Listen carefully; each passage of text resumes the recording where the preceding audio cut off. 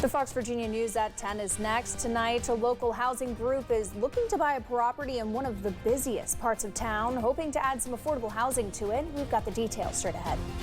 I'd like for them to get off their lazy butts and do their job properly. Louisa County residents reacting to a boil water advisory they've been dealing with since Friday. We have the latest on those efforts. And the Charlottesville Free Clinic is seeing a big jump in demand. We'll show you the numbers and tell you what it means for those who need care. It's 10 o'clock, time for your Fox Virginia News. Now, Fox Virginia News at 10. Well, good Monday evening, and thank you so much for joining us tonight. I'm Alexia Williams. And I'm Ashley Brooks. We'll get back to those stories in just a moment. But first, here's Travis with your Fast Cast.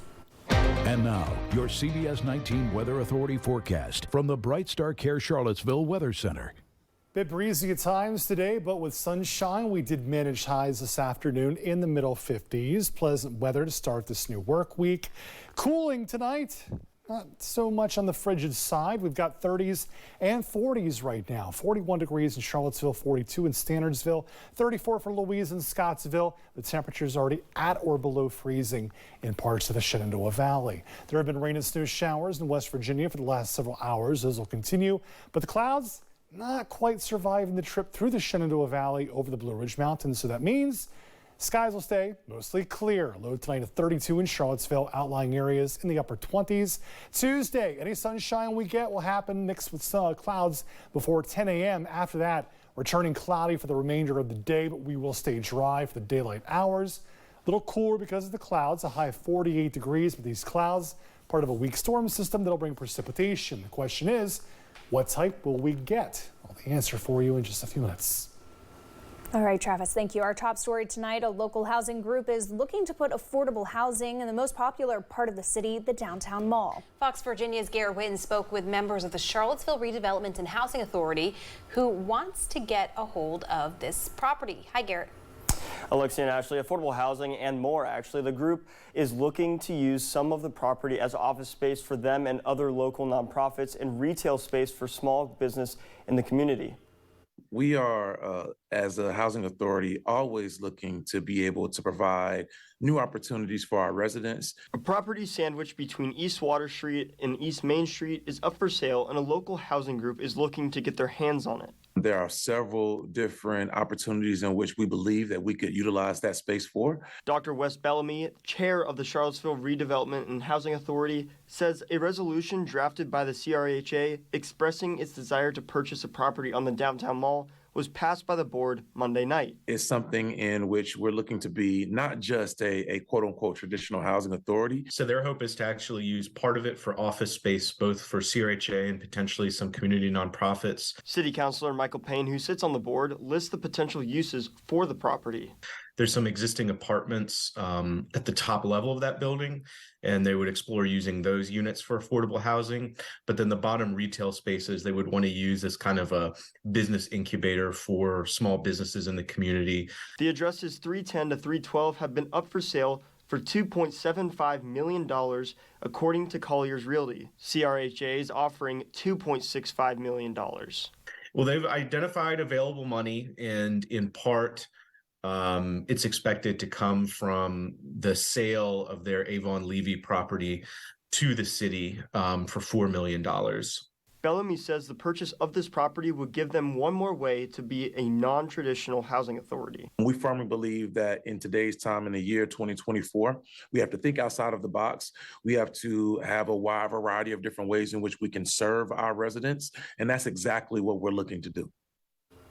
Now, according to the Charlottesville GIS, as of 2014, the property has been owned by a limited liability company. In the studio, Garrett Witten, Fox Virginia News. All right, Garrett, thank you for that report tonight. Albemarle County Police Department investigating 3 incidents of suspected swatting calls that happened between Friday, January 26th and today. On Friday and yesterday, the Emergency Communications Center received reports of a suicidal juvenile in the 1200 block of Timberwood Boulevard. The latest incident happened this morning when a call reported an injured and suicidal juvenile in the 3300 block of Rodman Drive. In all of these cases, law enforcement responded, but found out that the reports were false. ACPD now reminding community members of the dangers of swatting or making fraudulent reports to trick police into responding. They say it places an undue burden on law enforcement resources. Anger in Louisa County neighborhood. People in the 605 villages have been under a boil water advisory since Friday. Officials say it's because of water pressure being down, which could mean contamination. The big problem is nobody really knew about it, and that includes residents and state authorities. Our Fox Virginia's Gretchen Stinger shares how residents are reacting today. I'd like for them to get off their lazy butts and do their job properly. Dorothy Birmingham has been a resident at Villages of 605 for 5 years. She says she's upset about how she found out about the boil water advisory for her neighborhood. Well, I found out 18 hours after it posted on Facebook that it was on the news and on Facebook residents page group that we needed to boil our water, add a couple drops of bleach, wait 30 minutes before we can drink it. She explained it's not just her family she's worried about. My neighbors who are Spanish speaking only, they still have no idea, and they have children. She wishes there was better communication. There should have been a note on our doors, or the manager should have went around and knocked on everybody's doors and said, this is going on, cause for concern, and this is why. And when CBS 19 knocked on management's door, they said no comment. Everybody that is a tenant has the right to know and know the truth. It wasn't only the residents left in the dark. The Virginia Department of Health says they were too. What happened in this particular situation is we really started seeing it on social media. And then at one point, the local health district was involved and the sheriff's office was involved. And we were the last to know, it seems like. Jessica Coughlin, the state emergency manager, says they contacted the water company to get more information about the claims they'd been hearing. Here's what they got. And when we called the operator assured us that there were only specific homes that were without water. It was not the whole system. So out of an abundance of caution, we decided that the boil water advisory was necessary until we could investigate further. Coughlin explains when 2 samples of water come back clear, the boil water advisory will be lifted. Gretchen Stinger, Fox Virginia News. Well, the UVA Batten School of Leadership and Public Policy hosted Tim Hafey, who served as lead investigator for the House Select Committee on the January 6th attack on the U.S. Capitol. Hafey was also a part of the group of 5 lawyers that investigated and published a 220-page report regarding the Unite the Right rally event in Charlottesville back in 2017. Now, Hafey spoke on the similarities between the Unite the Right rally and January 6th attacks and tells us how the outcome of the January 6th riot could also affect the 2024 elections. A lot of Americans are cynical about the congressional process that I led, are cynical about the mainstream media. But those same facts about what happened on January 6th, when they play out in a courtroom, might have the potential to really move the needle of public opinion. Hafey himself attended UVA for both his undergraduate and law degrees and says that he's grateful to have found people that he disagrees with his time at UVA and learned through those differing opinions. UVA pediatricians getting recognized for their work as part of the Children's Health Network. Fortified Children's Health is a statewide network for doctors who care for children to share their best practices, and they have over 115 member locations.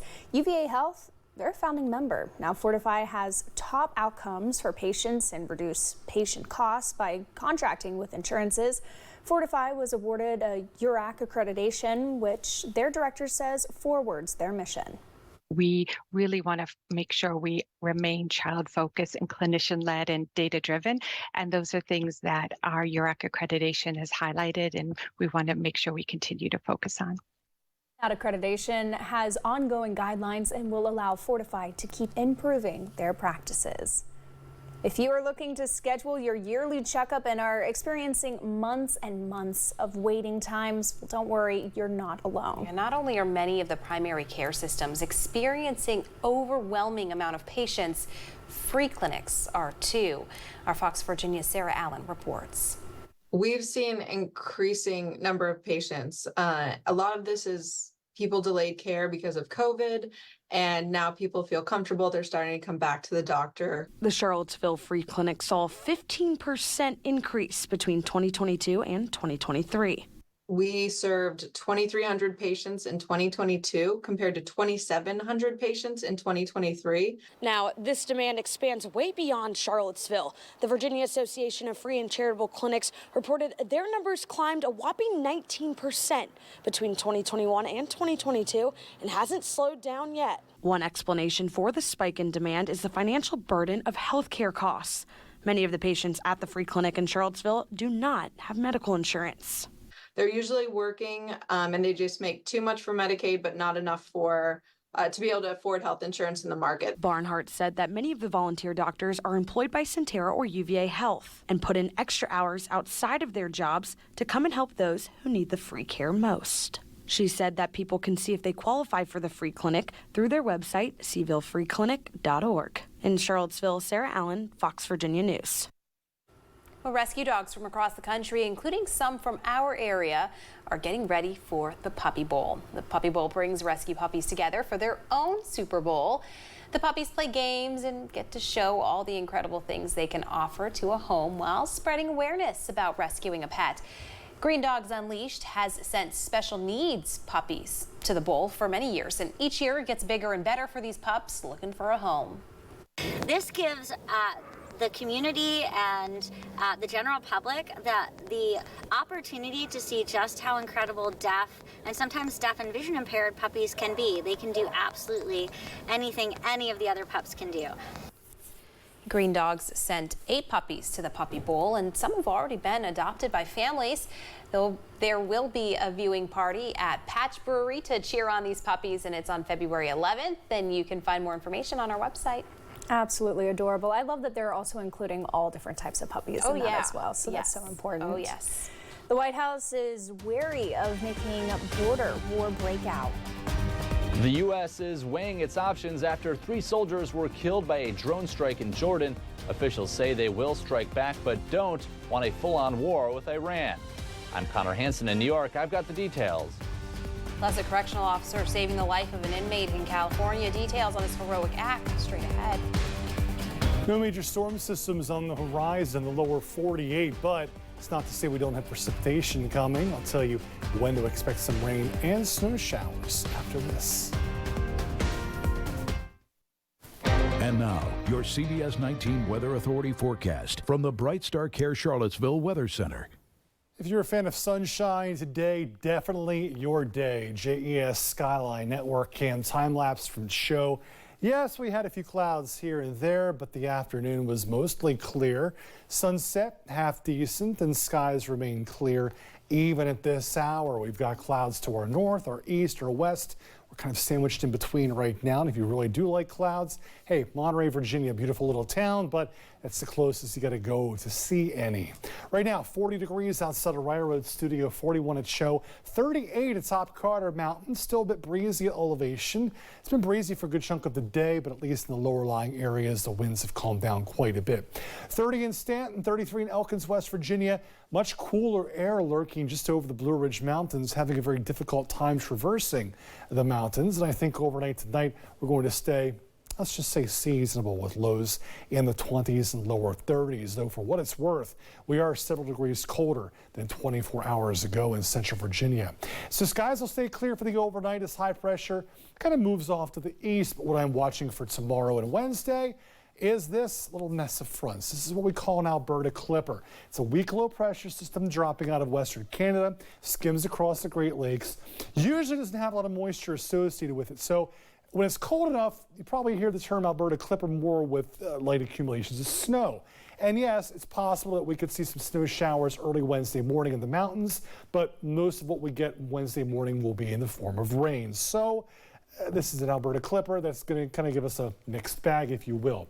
The precursor to this little clipper will be thickening of clouds. You're not going to see much sunshine on Tuesday. If you do, it'll be during the first part of the day. By noon, we're mostly cloudy and 43 in Charlottesville, 47 degrees at 2 p.m. Because of the clouds, we're not going to be as warm. Our highs falling just short of the 50-degree mark. Futurecast. Hey Clouds, how you doing? Good to see you.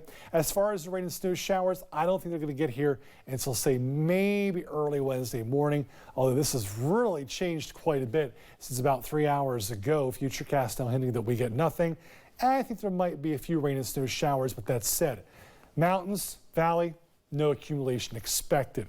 Slow clearing of the clouds Wednesday afternoon, and then on Thursday, sunshine and warmer temperatures. So tonight we're talking lower 30s, upper 20s for overnight lows. 48 the high in Charlottesville on Tuesday, 49 for Orange, Livingston 47, Crozet 46, and Standardsville 47 degrees. Cardinal Home Center extended forecast. I'm still going to keep those showers, the rain and snow variety in the forecast, but again, not really concerned about any accumulation of snow.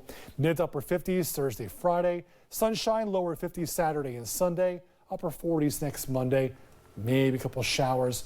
Overall, though, fairly dry 7-day forecast, and those overnight lows mainly in the lower to middle 30s. I always love seeing that sun, that's for sure. And today was so nice to have that and be able to go outside and even enjoy when it's a little bit chillier, you just get a little bit of that sunshine on you, and it's like, I feel good. It's therapeutic. It's therapeutic. Perfect way to describe it. Absolutely. Welcome. Across the nation, the U.S. vows to retaliate after 3 American soldiers were killed in Jordan after a drone strike by Iranian-backed proxies. But some worry about creating a larger conflict in the already volatile region. Fox News correspondent Connor Hansen has more. The Pentagon released the names of the 3 U.S. soldiers killed by a drone strike at a remote base in Jordan. Sergeant William Rivers, Specialist Kennedy Sanders, and Specialist Brianna Moffitt were all from Georgia. President Biden in the Situation Room discussing possible next steps with his national security team. The U.S. is blaming an Iranian-backed militia for the strike. From the outset, we've been very clear in warning that anyone looking to take advantage of conflict in the Middle East and try to expand it, don't do it. The Biden administration added that it does not want to start a war with Iran. Secretary of Defense Lloyd Austin back at the Pentagon after surgery, meeting with NATO's Secretary General. The President and I will not tolerate attack on U.S. forces, and we will take all necessary actions to defend the U.S. and our troops. There have now been at least 165 attacks on U.S. forces in the region. Some have been quick to criticize the administration's strategy. It's pretty clear that the Biden administration's policies have resulted in a huge conflagration. I hear people talking about whether we're going to end up at war with Iran. I can assure you the Iranians are at war with the United States today. The problem here is that this administration has not been responding. Eventually, those that you're shooting down their missiles will find ways around your systems. A U.S. official told Fox News that enemy drone wasn't shot down because it might have been mistaken for a U.S. drone returning to base. In New York, Connor Hansen, Fox News. Well, a merciful act by a corrections officer helps save a California inmate from serious injury or death. This video, just released from December of last year, shows Stanislaus County, California officer Laura Egbert opening a cell door to allow an inmate out for dinner. You can see chaos following there. The inmate quickly bolted for the second floor railing. The inmate was taken away by other deputies and seen by medical staff and was fortunately not hurt. An investigation shows prison workers play a significant role in the country's food supply chain and are receiving very little pay for their efforts. A 2-year investigation by the Associated Press found that goods linked to prison labor included Frosted Flakes cereal, Ballpark hot dogs, Gold Medal flour, and Coca-Cola. Kroger, Target, Aldi, and Whole Foods were among the stores that were where the products were being sold. This investigation found some of the prisoners who were disproportionately minorities were sentenced to hard labor and forced to work or face punishment. Sometimes they were paid pennies an hour or nothing at all. And the inmates were not covered by the protections other full-time workers are entitled to. Part of the problem with incarcerated labor is that the people who are actually doing the work don't see a lot of benefit from it. And that is very tangible when we think about what they're paid, right? So the pay range in Louisiana ranges from 2 cents an hour to $1 an hour. The so-called prison-to-plate pipeline is legal. The investigation found it dates back to the need for labor as the South struggled to rebuild its devastated economy after the Civil War. I feel like I had became a slave. a product of the convict system, because everything that I was doing was profiting the prison. In 1865, the 13th Amendment to the U.S. Constitution outlawed slavery and involuntary labor except as punishment for a crime. That clause is now being challenged on the federal level. Walmart is giving its store managers better bonuses and stock because the jobs have become increasingly more complex. The highest pay and benefits package for a superstore manager could top out at $400,000. The Wall Street Journal says that Walmart has thousands of store managers who act as mid-level executives. Each can oversee a store with a staff of $350 and $100 million. In the annual revenue for those stores, the average base salary for a Walmart store manager is around $128,000. They will now also earn up to $20,000 in annual stock grants and a bonus of up to 200% every year. In Hollywood Nation, a series returns, competitions continue, and TMZ investigates. It's all on Fox TV this week, and Fox's Ashley Dworkin has a preview. Are you ready to find love? The return of Farmer Wants a Wife and the next round of Next Level Chef are part of what's hot on Fox. Can you help us find him? First, Monday is America's Most Wanted with hosts John and Callahan Walsh, bringing new cases to the audience of armchair detectives. Justice was never served. That's followed by TMZ Investigates Killing a Movie Star, Grave Injustice, looking back at the death of Hollywood star Dominique Dunne. It wasn't me. Tuesday, celebrities test their musical knowledge on Name That Tune, playing for charity. Are you guys ready? Then 50 remaining players square off to become the new turf master on the floor. Sports Night Smackdown! Wednesday, it's a Sports Night episode of I Can See Your Voice and a reveal duet with Montel Jordan. Tell us how you two are related. Then guest famous family members of talented singers on We Are Family. Go, let's go! Thursday, Next Level Chef Season 3 auditions continue and 8 home cooks compete for the 5 spots to move forward, all showing off their culinary creativity. I'm always fascinated with the way they pivot, and then we get canned ingredients downstairs in the basement, and they're concerned about the blistered and bruised and battered vegetables. But then 20 minutes later, we've got this incredible fragrant minestrone soup. We had someone make beautiful gnocchi out of powdered mashed potatoes. And we're grabbing ingredients that have fallen on the floor, washing them and turning into amazing dishes. I'm ready to find that true person. Following that, they're hoping to find a recipe for love on the Season 2 premiere of Farmer Wants a Wife, hosted by Jennifer Nettles. An action-packed Friday rounds out the week with WWE Friday Night SmackDown. In Hollywood, Ashley Dvorkin, Fox News. Jay Leno wants control over his wife's estate. The comedian filed a petition requesting a conservatorship over it, as he's been married to Mavis Leno for 43 years and she is now suffering from dementia. 73-year-old Leno wrote in his petition that he wants to make sure that her desires are executed upon her death, and he is arguing that he will do what she wants and what she would have if she had the capacity to do so. The former Tonight Show host has primarily managed the couple's finances throughout their marriage. Time to wrap your favorite meat, cheese, or chocolate in flaky, buttery goodness. Tomorrow is National Croissant Day, and of course, you can always enjoy this French pastry on its own, too. Officially celebrated every year on January 30th, the crescent-shaped bread appears to date back to the 13th century. I wanted to call it croissant-shaped because it is, right? It kind of sounds the same, right? Well, the version we eat today is credited to Austrian military officer August Zang, who opened a bakery back in 1839. The key to making them perfect, apparently, is laminating the dough. Okay, but who are we kidding? You're not going to pop open a tube of pre-made croissants, right? No, I am. For sure. I am. They're still just as good, in my opinion. 1,000%. Put a little strawberry jelly on that. Oh. Yeah, the strawberry now jelly's we're good. talking. Yum. Coffee and croissants for tomorrow, folks. I'll bring there it in. you Let's go. go. Showers late Tuesday into Wednesday morning. Couple mountain snow showers, no accumulation expected. And then pleasant for the remainder of the week and weekend. A little cooler next Monday with a couple showers Monday afternoon. Now time to go get a croissant. All right, Travis, thank you for that forecast. And thank you all so much for watching your Fox Virginia News at 10. See you tomorrow.